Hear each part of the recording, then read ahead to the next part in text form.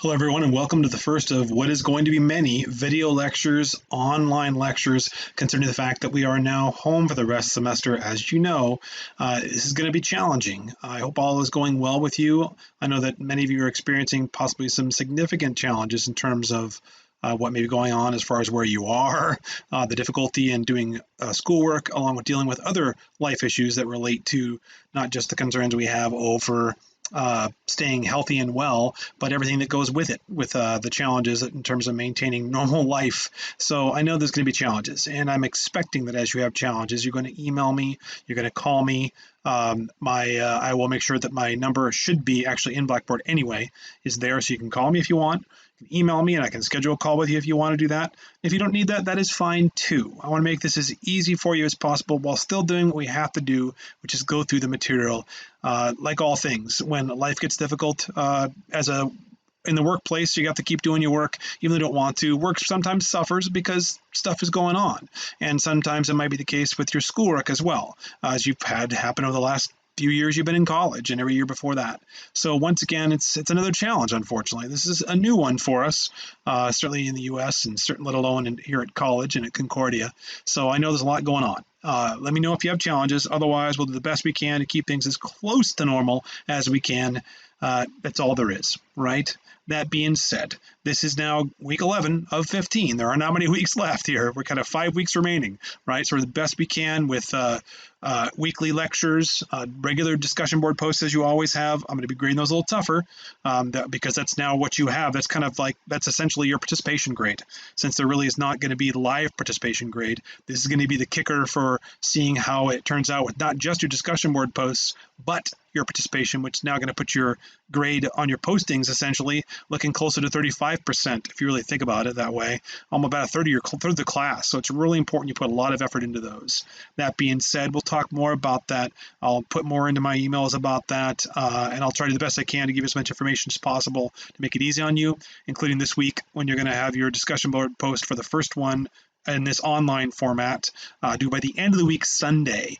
Your first post, last post, and all of the responses to your fellow students, which means two responses at least, as well as your primary response and responding to my questions, and I will have questions for you. That's my job now, to be giving you a lot more feedback than I have in the past. It's been my goal all along. Hasn't happened how I wanted it to be, with just the challenges that go with trying to create live classes. But now that we're online, it's imperative that I do so. I want to give you a lot more feedback, and I'm even going to try and go back and get back to more feedback for some of the prior chapters of discussion board posts as well, or prior weeks, okay? Let me know if you want more feedback. I'm not giving you enough. Please let me know, okay? Be as clear as possible. I'll do everything I can for you. That's the goal. That said, it's time for exercise physiology. Now we're talking about training for sport, chapter 14 for our 406 class. Some questions I want you to be able to answer. And these key questions are meant to guide you for the stuff you need to know for your exam, things you should be gleaning from the PowerPoint here. And if I'm not getting enough clarity because I don't want to have too long of a lecture for you, then you need to be reading the book, right? And getting some of these concepts down as well. I'm expecting that. Yes, particularly now, there'll be questions that are not just based on the lecture time, but also some of the book. And I'll be always clear about that going up to the exam, what's important for you to know, being that our next exam is next week, due by the end of next week, kind of putting it at what, March 29th? Yeah, okay. We'll talk more about that. So first and foremost, what with our concepts now, you need to understand the difference between what is overreaching versus overtraining. How can you determine such status, and how do you either overcome it or avoid such challenges? Remember what specificity is and what SAID is. We'll talk about those things here shortly.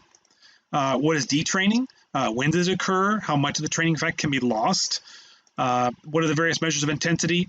Some of these things we talked about before. We've got to make sure you're clear on them now. What constitutes low versus moderate versus high intensity? What are the variable hormonal responses to training stress? The primary hormones. Not have to know the nth degree of understanding of those concepts, but at least to some extent, right? And what is progressive overload? When should it be implemented, and by how much? Those are the questions you need to be able to answer, both based on what we talk about here in this PowerPoint, in this video lecture, past lectures, past notes, reading the text, and of course with each other in the discussion board posts, okay? So talking about training for sport. And the reality, of course, is I'm going to record these videos as I go. I'm at home, and That being said, because I'm not supposed to be in the office, they want us out of the offices as well for non-essential staff. So because I'm going to record these and record it through to make sure I get the information to you and doing several a week, I now have a 4-year-old at home, and my wife is also working from home. I don't have complete privacy to be able to do things, whether it's even in the morning or in the evening. So who knows, at some point you may get to see in the middle of a random video my daughter walk in on me, or me talk to my wife over the top of the lecture. Hope it doesn't happen. If it does happen, it happens. I'll do my best to keep going, okay? And I apologize in advance. That being said, we're all going to do the best we can, okay? Overreaching versus overtraining. Well, first and foremost, whenever you've trained to such an extent that you've overworked your system. In the short term, we talk about being more towards days, and the long term, it can be months and years, how much it affects you. We talked about this before, that when you are not responding properly, typically speaking, you'll see your heart rate at a higher level at a similar level of performance. Now, the book kind of confuses a little bit and refers to actually having a lower heart rate when you train and a lower blood pressure and a faster heart rate response back down to normal while training when you're overtraining. But the thing that's confused there that they don't say is, but it's not relative to the same level of output. So if you're normally having a given output of how fast you're running or how much weight you're lifting, if you're doing that same amount and you're overtraining, you're barely able to do that work probably because you're fatigued and worn down, and your heart rate's going to be elevated during that time. Your RPE is going to feel at a higher rate. You may have your basal metabolic rate may be low, or your heart rate may be low at rest, not giving you necessarily an indicator of what's really going on. That can vary. Resting heart rate can vary depending upon how severely overtrained you are. You can have a poor response and have a low heart rate. But generally speaking, we expect our heart rate and RPE to be higher, not lower. I'm going to counter the book on that one when you're overtrained, okay? And of course, force output's going to be down relative to similar heart rates and RPE, your rate of perceived exertion, your subjective response. And of course, VO2 max, you're going to see a decline in that for sure when you're overtrained as well. And contrary to what the book says, talks about decreased desire to train. We'll talk more about some of those symptoms or signs that are representative of someone having someone who's experiencing overtraining or overreaching. They'll say you have less desire to train. I've never met anyone who's an athlete when they're overtraining, at least initially, at least in the initial weeks and months. Now, maybe if this is going on for years, this is very different. Okay, but for weeks and months, the majority of people I've been around as athletes, as a coach, as an athlete myself, you have a stronger desire to train. You get frustrated, you get annoyed. Yes, you're more irritable, like the book mentions. You're more restless, but you're not having less of a desire to train. You want to train more. You think something's wrong and I got to train harder to get the results. I don't think the typical response is a less of a desire to train. I don't agree with that. That being said, that is subjective and that is going to be dependent upon the individual, right? Appetite change or weight loss, we'll talk more about that in a second too. Elevated basal metabolic rate, from a general standpoint, if you're worn down, we talked about this before, if you're ill or if you're overstressing about anything, whether it's training or otherwise, you're going to have a higher metabolic rate. Try for your heart rate being up, your blood pressure potentially being up, because your body's trying to deliver more oxygen and nutrients to recover from whatever highest training stress or high stress you're dealing with. That's not terribly surprising, right? It doesn't necessarily mean you have higher metabolism. It means your body's dealing with stress. We don't want to confuse the two. So symptoms away from training, things you'll see when you're not training. Certainly, potentially a change in appetite. I will say from my perspective, I did not have that when I was overtraining. I never experienced that. I was always hungry as heck, and I was never experiencing like I'm not hungry. But certainly if stress gets enough, yes, that will happen for some people. That's dependent for a lot of individuals. Body weight loss. Some people lose body weight. I lost some, but that's because I was engaging in high levels of endurance exercise at the time when I was overtraining. So that was more indicative, I think, of the training that it was for the stimulus of overtraining itself, although that is possible. Sleep disturbances, there's no question we all experience that. When you're overly stressed, you don't sleep well, which is why we often talk about not just the amount of sleep you're supposed to get, minimum 7.5 to 9.5, maybe more for some extreme athletes or some of you who need more rest, and you know who you are. My average is really more 8.5, ideally needing. What actually gets more like 6 or 5. I don't remember close what I need to be getting on a daily basis. Sleep disturbances, getting woken up during the night, whether you wake up and you're wide awake or something wakes you up, dramatically will affect your training status, right? Irritability or restlessness. obviously, the less sleep you get, the more stressed out you are. You're going to see that, and you see that in a lot of people. I see it in you when we're in class, when one day to the next, when I'm looking at your facial expressions, and you may be able to pick it up from me. We all experience these things. However, when they're consistent, that's when there's a point of concern, right? Loss of motivation or vigor, that's dependent upon the individual. As I mentioned, some people feel a stronger desire to train, not less, more desire to train, more desire to get better when they're not. Lack of concentration, there's no question that's going to be the case. Inability to stay focused. We see on a given basis, anyone having difficulty sitting still, paying attention, staying focused on the task at hand whenever you're stressed out. I saw it again. We give the example of in a classroom setting. I can tell several of you every day there seems like there's something going on with you and you can't sit still. You're stressed. It's hard to say what that is. I don't take that personally. I just know it makes it really hard to get anything done in the moment you're in it when you're stressed and and having difficulty focusing. That's true for any of us. And if we're having difficulty doing that and we don't address those stressors, whatever they might be, whether they're training or otherwise, we're really not going to get much done in anything we do because we're always distracted. Depression. I think it's really important that people in general acknowledge when they're a little bit depressed. You don't want to be confusing it with clinical depression to the point where someone is deciding it's not worth it, that life is not worth it. We're not talking about extremes here necessarily. That's a whole different level, in which case you need to be seeking medical help. Or if you have a friend who experiences that, medical help, clinical help, right? Specialist for sure, someone that can talk to, and then going beyond that as necessary. That being said, for a very mild state on a given daily basis, that's very common when you're not getting results you're looking for. You feel like you're giving a lot of effort at something and the results are not there. It's a little depressing. It happens. The question is, does that maintain? Does that status, does that focus point maintain? And from a general standpoint, we're talking about overtraining. The big things we have to be focusing on is getting more rest. Rest between sets, rest between days, rest at night. We got to be reducing the intensity, not go to high intensity, whatever that might be, lowering it by 10% or more, maybe more than that. I remember when I was finally recognizing I was overtraining, I dropped my intensity down from everything moderate and high. I dropped it out altogether, went low intensity, sub 40% VO2 max for several weeks. Actually, I went for 3 months until I finally started feeling better. Had to back way off training. Had to focus more on getting quality nutrients. For me, it was lack of fat. Wasn't enough fat, which was creating hormonal imbalances. As I mentioned to you in the past, briefly, if you remember, I talked about my testosterone being down, my adrenal gland not functioning properly, so my epinephrine response was hyperactive, cortisol response was hyperactive. My thyroid gland was not functioning properly, which actually lowered my metabolism to a certain extent, because thyroxine, if it's not T4 not being properly secreted, is going to lower metabolism. I had issues there with thyroid, hypothyroid essentially, underactive thyroid, and also what else was there? Those are the big ones. I guess those are my primary ones that I had issues with, and it could be more. Obviously, it can dramatically affect our nervous system and our hormonal endocrine system dramatically, let alone our skeletal muscle adaptation to stress and our ability to perform, mostly because if we don't have proper nervous system and endocrine system function, it doesn't really matter if you've had relatively high capacity for force output from a muscular standpoint or skeletal muscle standpoint, if the systemic responses are not there. If you have central fatigue, not just peripheral fatigue, right, to a significant extent.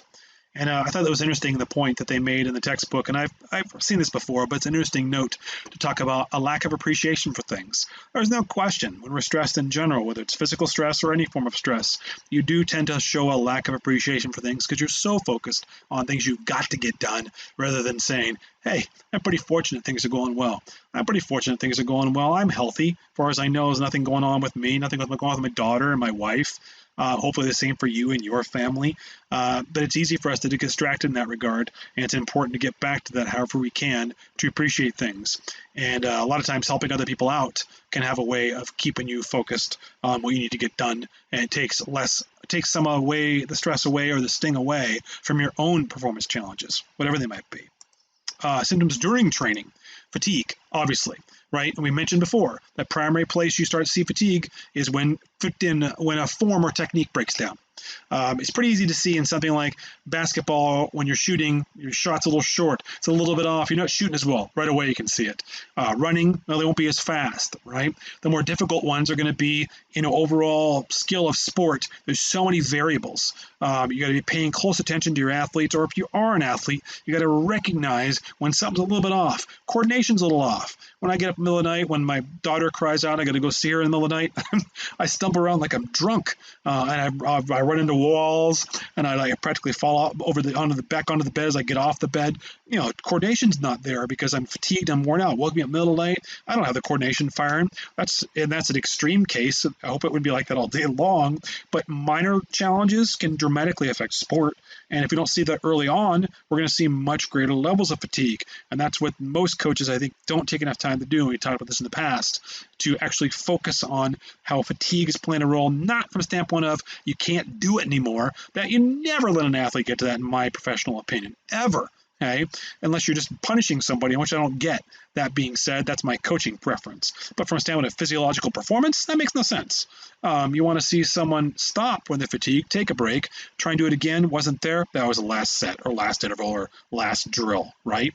Heart rate we expect to be elevated, although the text noted you may have a decreased heart rate. To be really clear, in some situations, you will see someone having a lower heart rate than normal and an inability to perform a reasonable level of force output or perform a reasonable level of skill with a lower heart rate than normal. You're like, how can heart rate be low? You can't even do anything.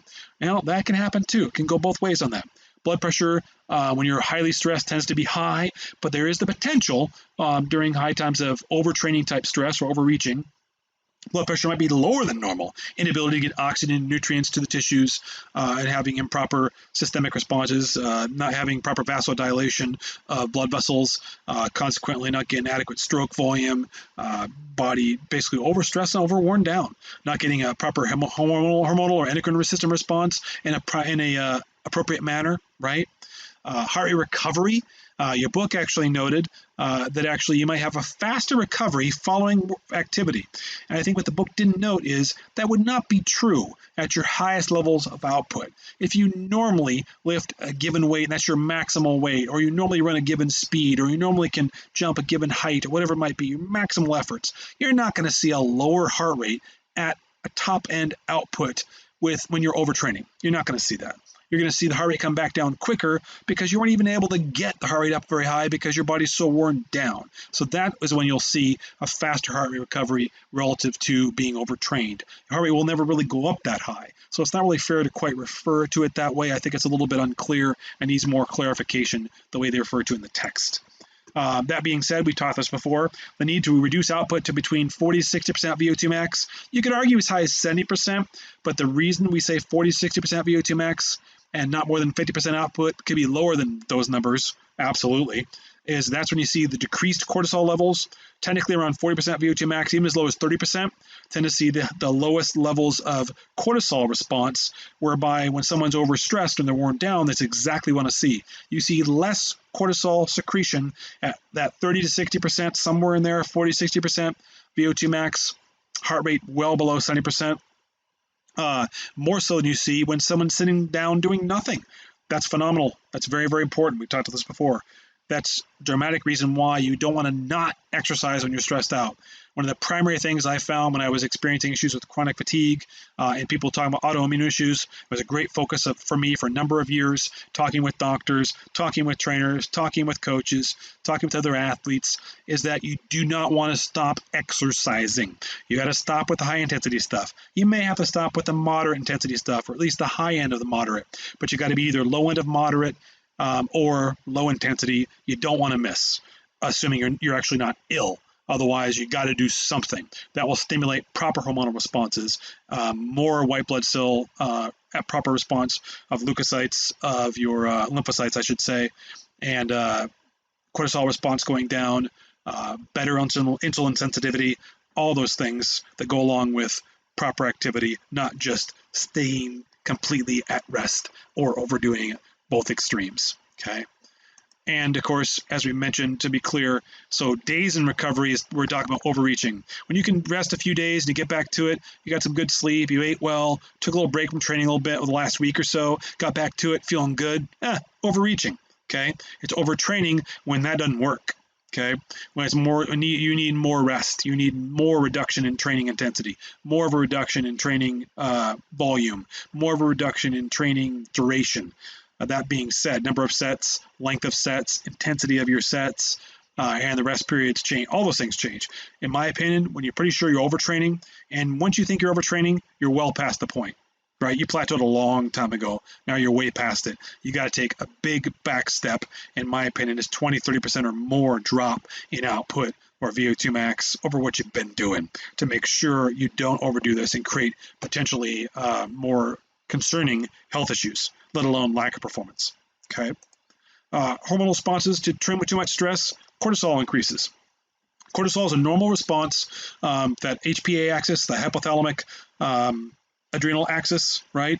Basically your hypothalamus, and then your thymus, and then your adrenal gland.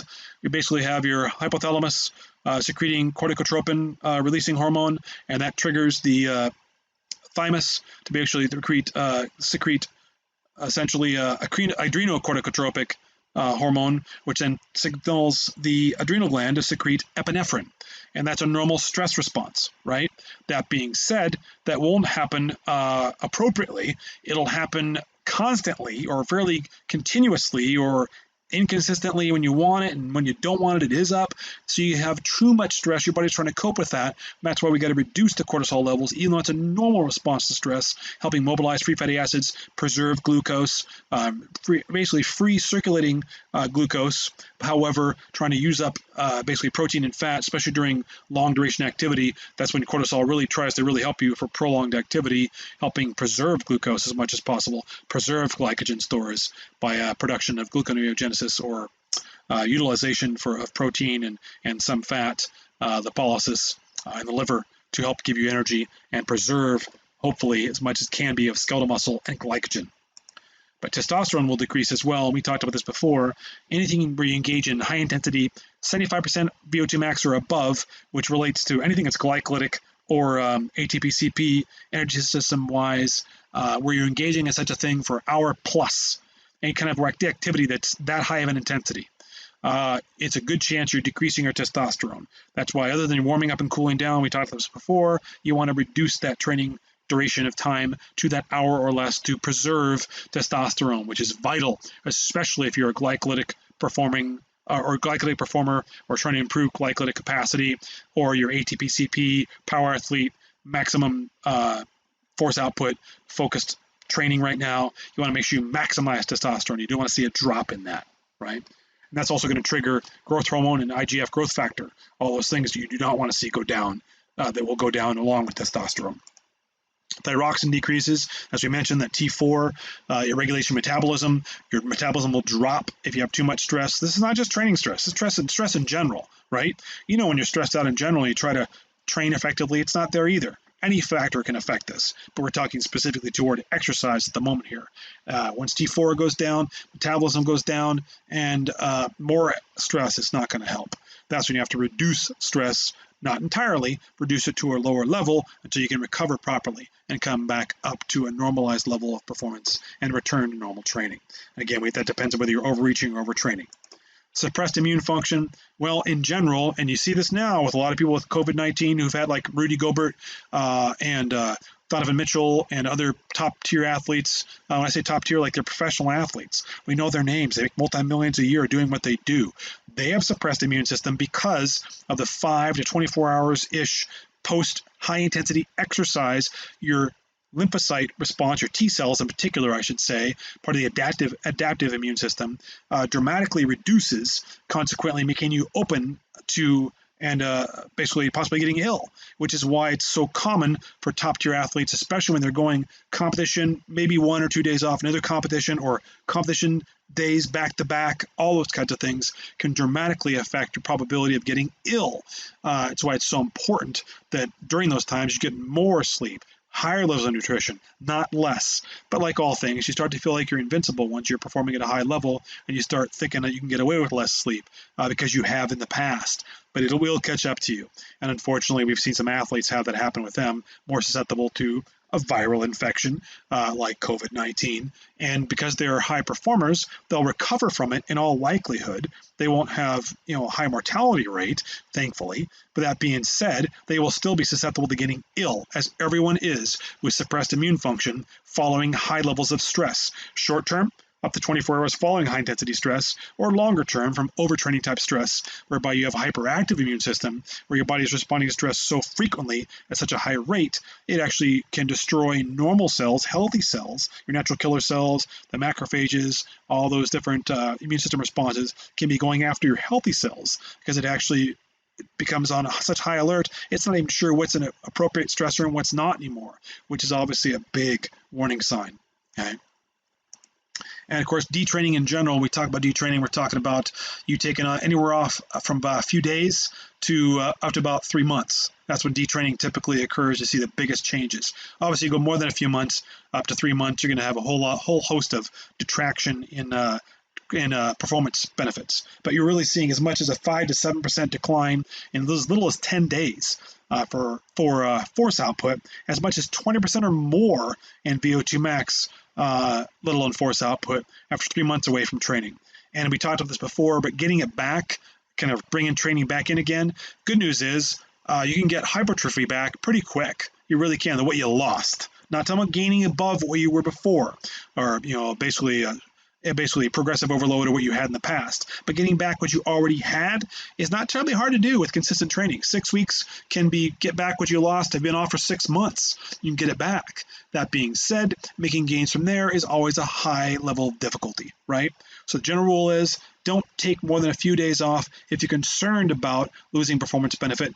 But to be clear, everyone's a little bit different here, and your power athletes, your ATP, CP type athletes can get away with a little bit longer rest periods without losing too much, maybe a couple weeks or even a month in some situations. Endurance athletes start taking that much off, they're going to see a drop in performance such that it's going to really affect them, which is not surprising because we're talking about engaging in performance for much longer periods.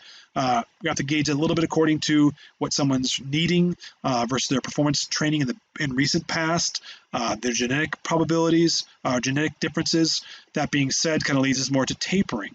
And with tapering, we're talking about reducing training factors, your intensity, your duration, your volume, and the goal to fully replenish energy reserves. So you actually obviously get proper glycogen response or glycogen storage in the muscles and the liver. And we ideally want to have enough to give you the capacity for higher performance output for an hour and a half at the very, very least, let alone giving yourself the ability to preserve those glycogen stores. By having such high levels of training, your body will not go to them early on once you start engaging more high intensity exercise. It doesn't go for it first because you actually have proper nutrition, your body is performing at a high rate. It takes a lot. You have to start using those glycogen stores, and that's what we're really looking for. But also tapering can also help with healing tissue damage, damage to even not just connective tissue and muscle, but even bone sometimes. That being said, sometimes people have an injury, they come back, they seem better than before. They needed the rest. They gave enough recovery, and they feel so good that day back or the first few days back, they actually perform really, really well. However, what you'll always see is give that a few weeks, and they will see performance drop back quite a bit and probably back to below what it was before the injury or before the time off, because they've lost all that training time. Yeah, they got rest. Their nervous system maybe is functioning at a higher level again now. Their hormonal response is back to normal. So they have neural responses. However, they lost some glycolytic conditioning. They lost some aerobic capacity. They lost some hypertrophy. So you're not going to see maximal performances last very long in those situations. Tapering, needs to be very careful about such a thing where you engage in this only when you really need to be performing at a really high level. Otherwise, you got to be thinking about a given competition as just another practice, something you train through, preparing you for something bigger. But all those things need to be taken into account. And when you do taper, probably it says a 4-day taper was what the book actually referred to, up to about 28 days, depending on the athlete.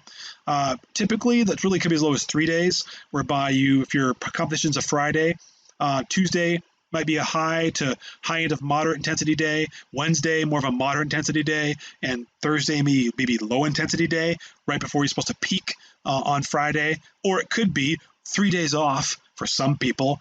For some people, that's not going to be recommended. You got to do something in those days. It really depends how much rest you need, how much time off you really need. Are you performing in peaking right now? Really peaking? You don't want to see too much taper. Just drop off a little bit of the volume, drop a little bit of the intensity, but still try to make sure you can maintain your maximal force output, maximal whatever it might be in terms of speed, height, right? Load, whatever it is. Don't lose that. Just don't have as much volume of work, so much duration of work, so you actually can properly compete in a few days or a couple weeks. And we mentioned before, what you're training for now, with the benefit of today, this is Wednesday, March 18th. I'm not going to see the benefits of what I do now from a standpoint of anything other than neural gains and hormonal responses, but from a standpoint of hypertrophy, I'm not going to see the benefits from that for several weeks, right? 4 to 6 weeks or beyond. So unless I'm training for something end of April, early May, I'm doing it more for the neural benefit, endocrine benefit, looking at it that way. Okay. Now, is that appropriate for everyone to be tapering? No. All sports? No. It depends very much on the athlete. And again, we're talking about the power athletes maybe getting away with a little more time off than the endurance athletes, probably needing to have a little more continuity in their training and not fully tapering off completely, just dropping the intensity down a bit, the volume down a bit from what it was before. Which aspect of taper? There's so many variabilities with that, but really a little bit of each, and really the intensity, you're not really going to drop off as much, but certainly the duration and the volume and maybe a little more rest between sets would be part of the etc. Okay, but maybe not the intensity as a whole, but you wouldn't have as many high intensity days in a given week.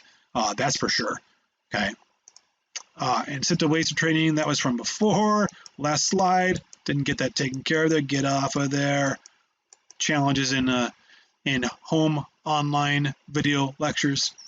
Try to make this as brief as possible for you. I don't want to go too great a detail to being difficult on you trying to watch a video the entire time. That said, I want you to get the information. So, starting this week, post by Sunday, end of this week for week 11, March 22nd, time out training adaptations, and I'll make sure the post is clear for you today here in just a moment here. If you haven't already looked at it, it should be ready for you, along with at least 2 responses. I kind of expect either really in-depth responses. I'm going to look back at what you did in the past. I'm going to expect better posts than before because you're not the kind of class, okay? Yeah, you're expected to put a little more effort in there. And you're expected to tell me if you have challenges, okay? I know life happens, but you got to be really giving me good reason why something's going on with you other than it's just tough. I know it's tough, okay? That being said, your initial postings otherwise will go back to Wednesdays being due. That's the primary goal, starting next week in week 12, and 13, 14, 15 are final 4 weeks. Okay? Yeah, you'll have 4 more posts for each one of those weeks going on beyond from now on. Expect 3 weekly video lectures. Sometimes they might be a little bit longer than a class. I'm hoping not. I'm hoping they're going to be quite a bit shorter than a class, 30 minutes or less. That's my goal. Won't always be that way, but I will try along with the PowerPoint. Okay. And I'm going to try to get some live classes in here too. You're expected to tell me by email or call me if you have a specific challenges that precludes you from a given day, specifically where you cannot be attending our normal class time of 11 to 12, 11 a.m. to 11:50 a.m. So we're probably going to try to do a goal of 1 a week, but we'll see how we do. Okay. Again, we're going to do the best we can. That being said, your next test 2 of 3. Will be at the end of next week. I actually contemplated doing a quiz for you every single week. However, based on the content we have left, some of that content's going to be way too light. It just doesn't make any sense. I apologize if that's something you prefer to do versus 2 big tests coming up here. But then again, you have it online. It's going to be at home, right? That being said, you're going to have less than a minute a question. I will tell you that. Okay, you're going to have whatever is the 50, 60 multiple choice questions, possibly more, all depending. And you're going to have probably less than an hour to take those exams. It'll be timed. You'll click go, and the exam will start, and you'll have to finish it right then and there, and then you'll give you a score right away. Okay, and we'll go over some of the questions that are frequently missed. And as always, I will give credit if people miss certain questions too many times. Your research paper is going to be due, the draft, in a couple weeks. Basically, about 2 weeks, a little over 2 weeks. Okay, that first draft, the first week of April, end of the first week of where the first Friday or first Sunday of April is, that's your rough draft due that week, and they're going to be giving it to at least one other student. I will tell you who, communicate with each other to get peer review and actually right now I want to see the peer review fully done. So you'll either take a picture of it or scan it, whatever, because I want to see your edits and responses on there so I know you've done it.